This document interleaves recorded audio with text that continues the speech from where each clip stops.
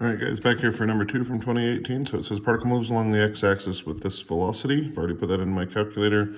Time 0 to 3.5 at time 0, position is at x equals -5, so that's my initial position. So I did forget to set my window, so I'm going to go 0 to 3.5, then hit zoom 0.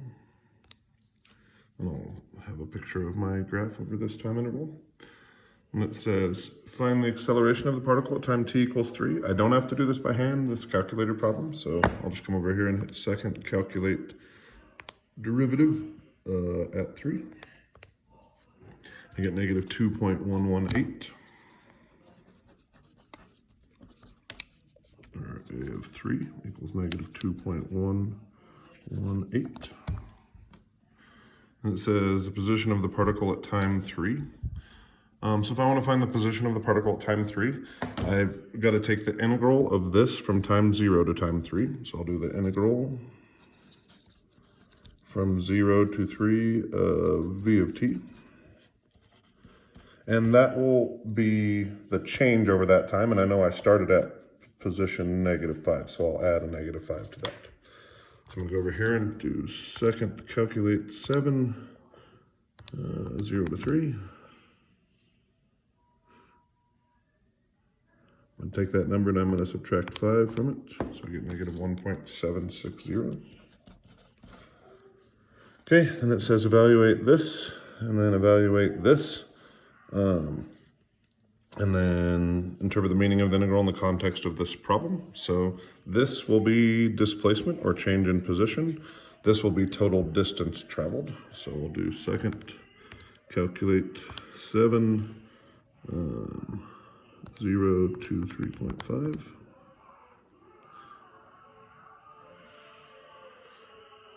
Okay, so I get 2.844.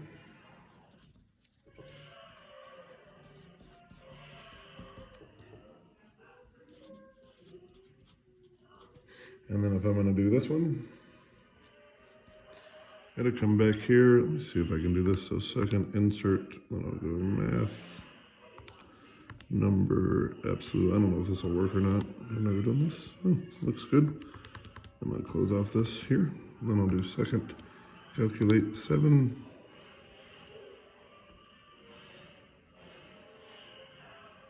So you notice this guy, instead of going negative, bounces back up. We'll go 0 to 3.5.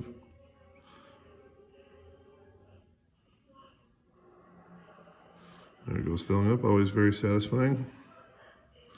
I get 3.737. And again, this is the displacement, so the total change in position, and this is the total distance traveled. Only difference is we counted that area positive instead of negative. Second particle moves along the x-axis with this position. At what time t are the two particles moving with the same velocity? So this is a position. So I'm going to need to take the derivative of this. So v2 of t would be 2t minus 1. So I'm going to go back here, and I'm going to take off that absolute value by hitting delete, not clear, and then I'm going to hit the 2x minus 1. And I'm going to graph those two velocities together.